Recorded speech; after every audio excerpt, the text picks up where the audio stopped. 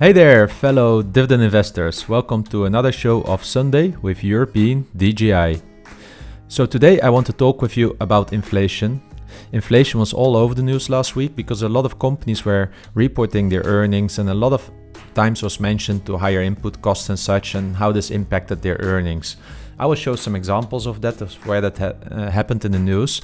At the same time, I'll also show you how I look at inflation from a portfolio point of view and why maybe general, let's say consumer prices is not necessarily the same as how it impacts my portfolio and how I'm looking at it. So I will go a little bit deeper onto that as well by using Kimberly Clark as an example. And that will also be my stock analysis for today. But before we start, I wanted to also point you at the most recent Dividend Talk podcast that we have published, episode 45. We released it yesterday, and also in here we are looking at the quarterly first quarter earnings of 2021. We are addressing AT&T, Nestle, Coca-Cola. If you want me to hear a bit ranting again about IBM, then definitely have a listen as well. I hope you have your coffee ready, so let's get started. So, if we start looking at inflation, what is important here is that I look at inflation the similar as how I look at the stock market. So for me, it's not a stock market, but a market of stocks. And this is for me the same if we start looking at inflation, because if you go to the Eurozone or the Euro area inflation, it says now it's a 1.3 inflation in March 2021. You need to know that this inflation figure has a lot of prices in here. So it is about alcohol, energy, all these kinds of topics. But you know, if you look at our individual companies in our portfolio, they might be strongly correlated to a certain input price, a commodity price or something like that. So for me, it's really important to not just look at the headline numbers that we get from our Central European organizations as an example, but also to dive a little bit deeper. So what is inflation then? What causes inflation? I think that this website describes it quite nicely. So it is either a high demand and low production or supply of multiple commodities. I think the chip industry is a really good example of that now, where there's a shortage in production capacity, which will lead to higher price inflation, but also the excess of money. Now, I think we are printing a lot of money here. And why are the governments doing that? Again, to stimulate inflation, because the target should be around 2%. And generally, as we saw for the Eurozone, it was now 1.3%. So the government has a lot of incentive to keep printing money to reach their inflation target. And they need that also. They need more inflation if they want to reduce their impact of debt in the future, because the money in the future then will be less worth than today. So the government also has a strong incentive to keep pushing inflation. And you know, as people have more money because of inflation, they also spend more, right? So if salaries are increasing as well, they spend more. So that's also, again, a result in inflation. So what is then important, and why I'm talking about the analogy of a stock market versus a market of stocks? Just look at the housing prices in Europe over the last years. The housing prices have again increased with 5.3% year over year. This is insane, and you can see already this trend started in the mid of 2017, and even due to COVID, it has not stopped. So while the average maybe inflation is 1.3%, people are feeling it when they want to buy a house, and the gap therefore is also only growing for the young people who want to, start buying a house, because their salaries are most likely not growing in line with the housing prices, rather with the inflation from Eurostat of 1.3%. But it gets even worse, because, for instance, in the Netherlands, the housing prices last quarter just grew with 8.7%, and it keeps on growing. And I already heard somewhere a number of 10 or 11% the other day even. So this is huge, right? And here again, you see a lot of inflation in housing prices. But let's take it now more to the businesses that we own, because here on investing.com, you can see also the prices and the changes in prices for certain commodities. And now think about the Coca-Colas of this world, the Kimberly Clark, all those companies that need these kinds of commodities as input for their manufacturing in relation to the goods they sell. Now, let's just look at, as an example, in copper. Yeah, and here we have the 1 year price change, 84%. Look at soybeans, 83.7, 150%. These come really not close to 1.3%, as you can say. And there's a lot of price increase. And I think the one we have seen more and more and more increasing is lumber, so wood. And, we need paper for wood as well. So 325% increase year over year. This is way outpacing the general inflation numbers. Now, if you think about it now from your portfolio point of view, there are companies that just need certain of these input ingredients as part of their manufacturing. So think of, for instance, about tin. Yeah, there's an increase of 78%. Well, this is where you see it now entering the earnings in quarter one from many of the companies that we're reporting in Q1. And just an example, Coca-Cola says that the company will raise their prices to offset higher commodity costs. So this is again, this is the first example of where you see a company heavily announcing it. And there came a really train of other announcements afterwards. Nestle as well, they are also warning of price increases because they need to pass on the price to the consumers. Also, Kimberly Clark in the end of March announced that for the North American business, they need to increase prices. Now, here's really where the interesting fact comes, because if you look at your portfolio, if they can pass on the prices, we're generally good, because it means that the earnings and the bottom line earnings are protected and the cash flows are protected. But the question is, can they easily pass on the higher costs of commodities and input prices? So, and this is really where we need to look at it from a portfolio point of view. And this is really where the term moat comes in. Because moat, as Warren Buffett describes, is not only about, for instance, can other companies easily, compete with you and take your market share? It is also about your brand power, your pricing power. This is also part of the moat. And I think in the last 2-3 years, when you talk with a lot of investors, they term almost everything as a company with a wide moat. But the moat is really proven when a company is under attack by competitors, or when there is inflation and where you want to see that they can pass on the price to the consumers. So we have been in a hyper growth situation for the last 2-3 years. Of course, COVID was interrupting that a little bit. And yes, there are good excuses there, but I think in the upcoming months, we will really start to see which companies have strong moats. But this is then about inflation, and it's really hard to talk, not to talk about interest rates when we are talking about inflation as well. And what I think is important here is that it is a bit, a double-edged sword when you start to think about inflation, because I give you here just an example from Investopedia. It shows that when there's,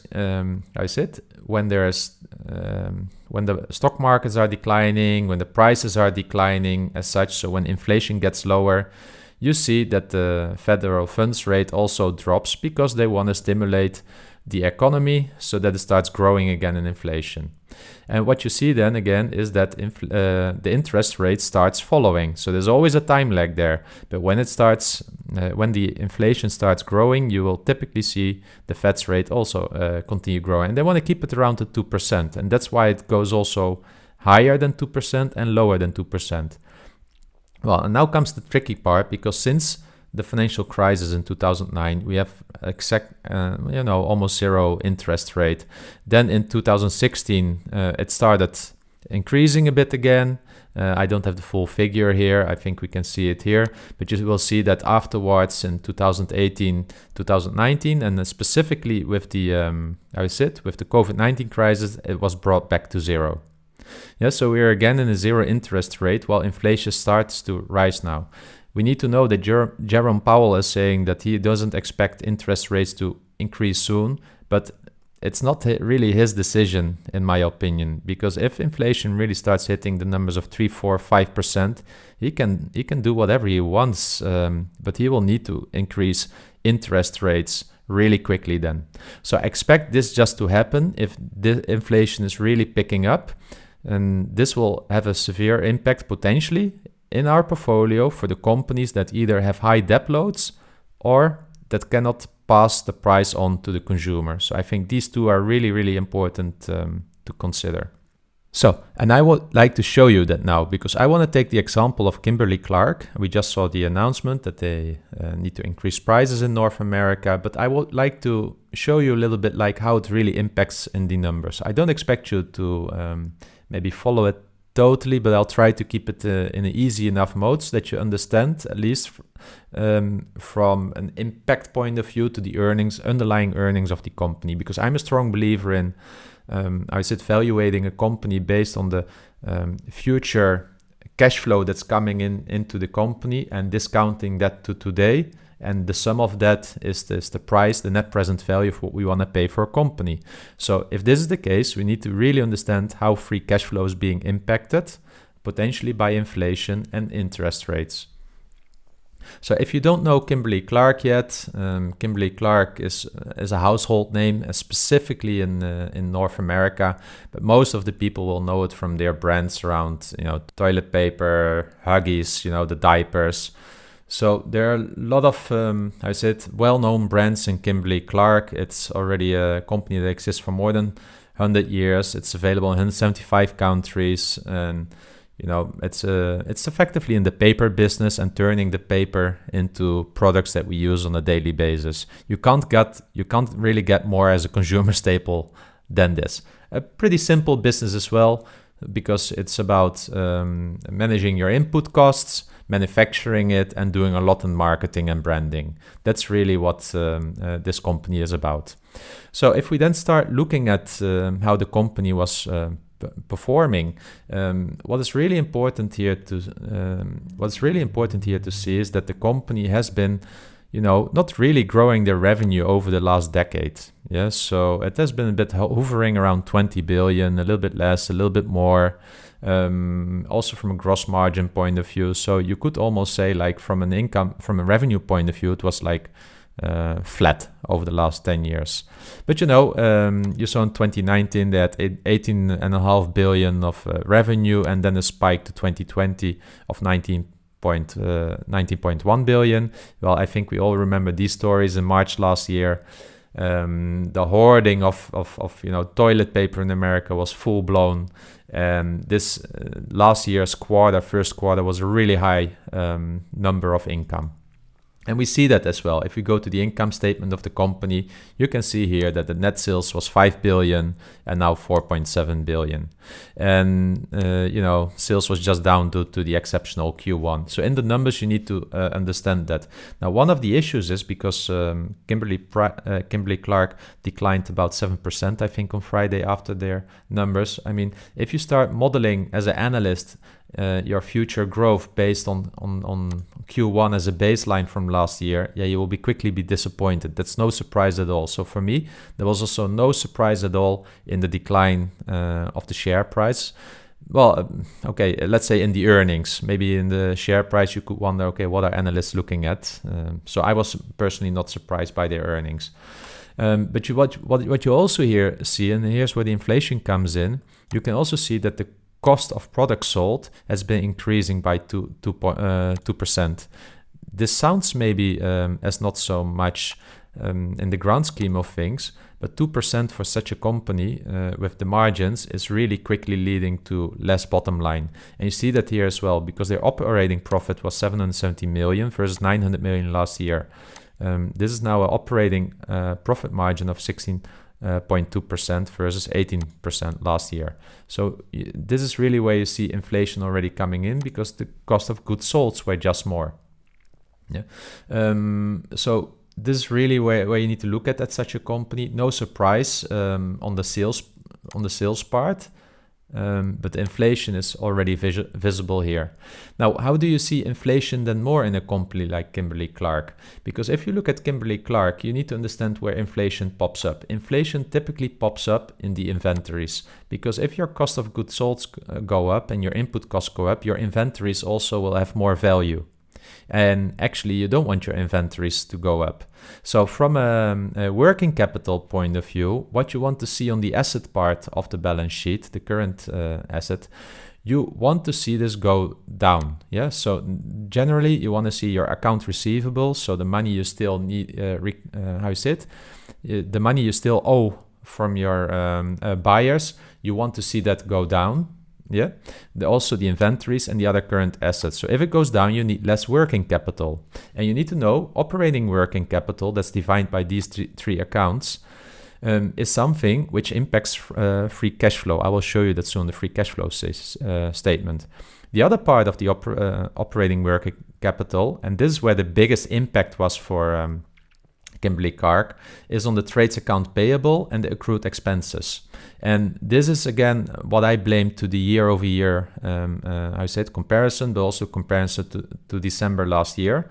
There are just less accounts payable than it was. So think about it like this: if you're a company and you want to minimize the amount of money you need to do your operations, what you can do, you can just delay paying out bills to your supply chain. So if you bought some stuff, instead of paying it within 10 days, you start paying it within 30 or 90 days so that you keep more cash on your bank account.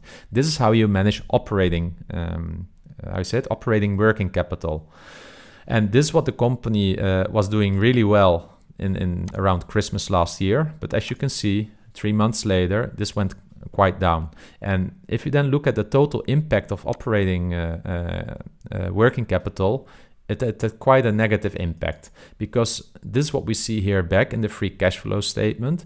The operating working capital went down with 400 million. And this needs to be accounted for in the free cash flow statement. So because the free cash flow statement is based on cash provided by operations minus capex is your free cash flow. So if we look here, if you run through the numbers, the net income of almost 600, first 675, that's already 80 less. But then look, okay, depreciation, amortization, similar. But then bam, there comes your impact of operating working capital. You see, minus 400. So what it means, cash provided by operations was just 300 million versus 700 million. Deduct the capex on both sides and you see the difference. I calculate here for us. So in the end, there was a free cash flow of 23 million for Kimberly Clark in this quarter versus 352 last in December. At the same time, the first 3 months of last year, let's say from Kimberly Clark until September, they had almost 2 billion in free cash flow. And this is now where you see why the share price went down. Because the free cash flow is really low, dividends are not covered, so they had to deduct from their cash via borrowing money or whatever to pay the dividends. This was a surprise to the market that the working capital would be so much impacted. And a part of this is due to inflation and input costs, but as you could see, it was rather more the cash management. So I believe that Kimberly Clark, for instance, as a company, needs to make deals with Walmart, Ahold. So what probably you will see is that Walmart and Ahold have been benefiting from delaying paying out their invoices to companies like Kimberly Clark. So Kimberly Clark is typically in a weaker position in the supply chain. So this has led, this is my opinion, why the share price went really down. And also, I think it's hard for Kimberly Clark to pass on the price increases easily to the consumer as well, because they are manufacturer.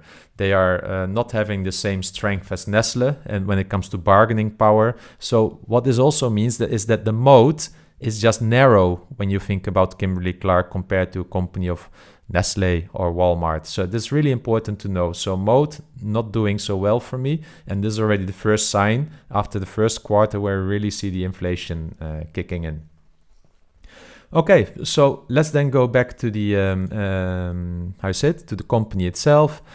The trailing earnings per share 6.67, trailing 12 months cash flow 6.40. You need to know that the company, due to these numbers, has also reduced their forward outlook to $7.3 earnings per share from a $7.75 earnings per share. So again, this was also, of course, when people only look at the headlines, also a reason why the share price dropped so much, because the company is just giving a lower outlook going forward.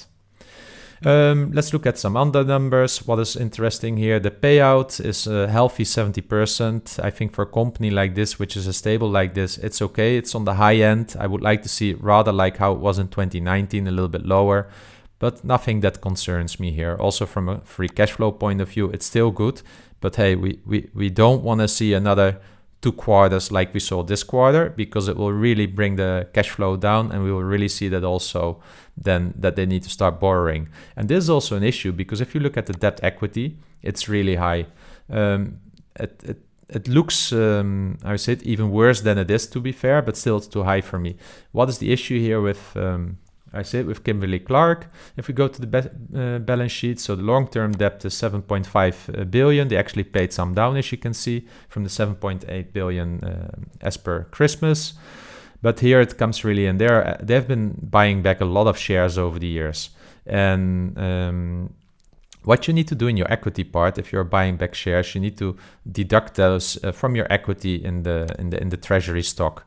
So although the retained earnings are maybe growing a little bit because they still had income, due to the increasing buying back of shares, you just see that your equity becomes small. And how do you calculate debt to equity? You take the long-term debt and divide it by the total stockholders' equity, which is a result of, for instance, retained earnings minus common stock from buybacks. You get a low equity, and you see this in some companies that have been buying back a lot of shares. The debt part is really high, therefore, and the equity really low. It doesn't mean that the company has no retained earnings or something like that. No, it's just low due to the accounting, as how it goes. So it is something to pay attention to, because, you know, if they would like to, I said, increase or have a better debt to equity ratio, you can do 2 things. You either reduce your debt to the level that it comes like equity here, or you start issuing shares and you take them out of your common stock, but that will have then price dilution, so the price will go down. So it's kind of a, I would say it, a nice double-edged sword again in this case.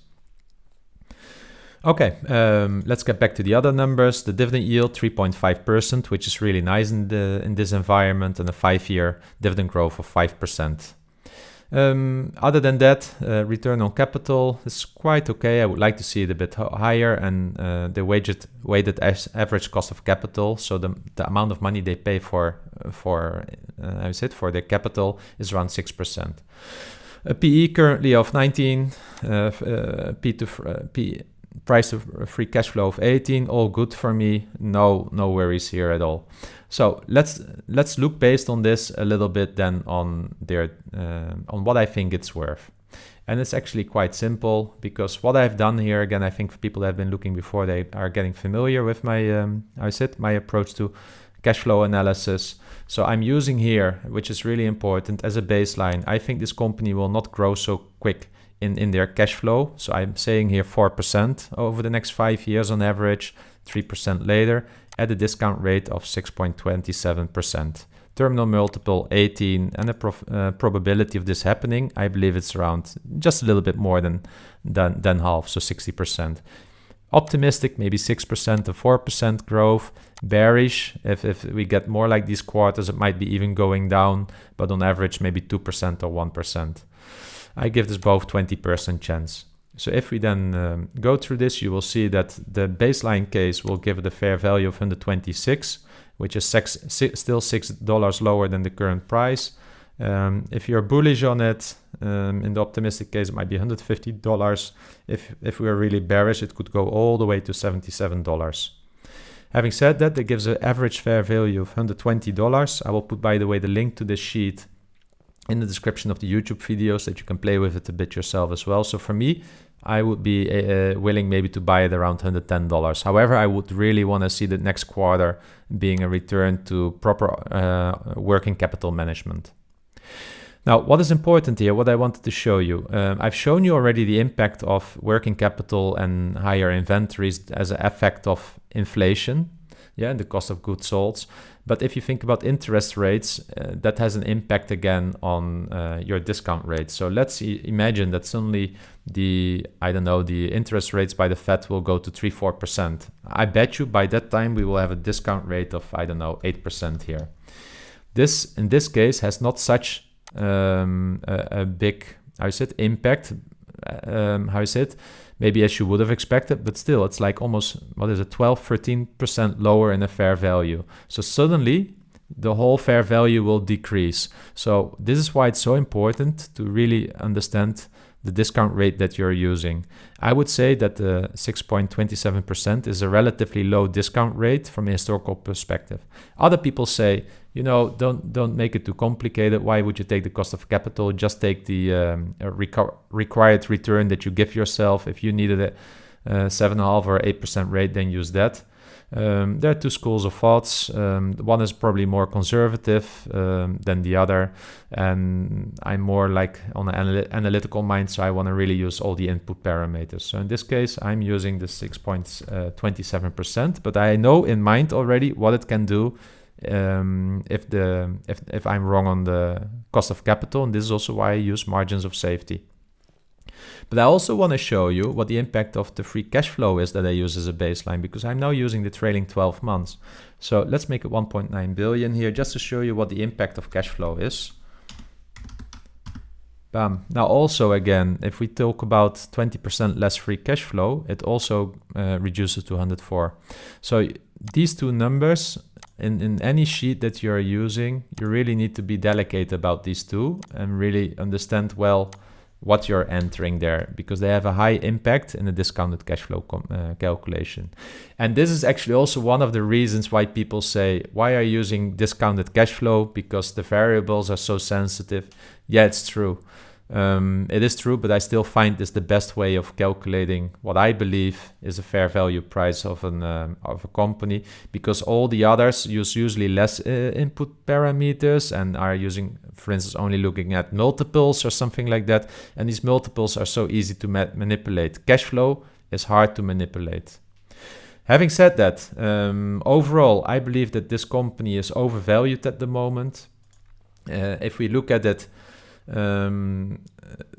the share price is currently $132. The fair value for me is $121. I would not buy it when it's below $110, but I also want to see that they start to really pass on the price to their consumers without any issues. They started doing it in North America.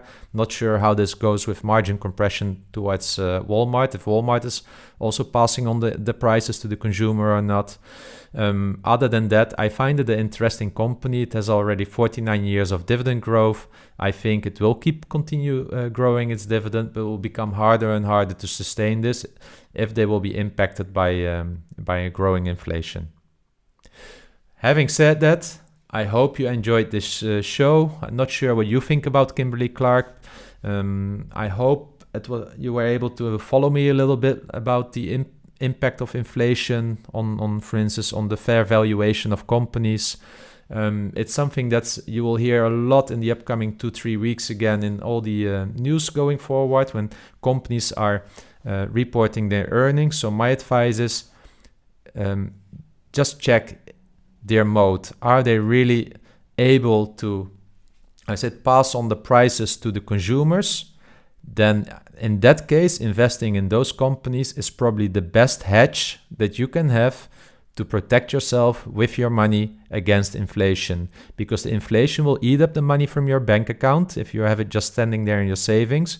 But investing in companies like Coca-Cola that can relatively easily pass on the price of increased input costs, those are the companies you want to invest in an inflationary environment. Thank you for watching. If you find this information useful, please like this video, subscribe as well, or even share it with your friends and colleagues that you think might benefit from the knowledge shared today. Happy Sunday.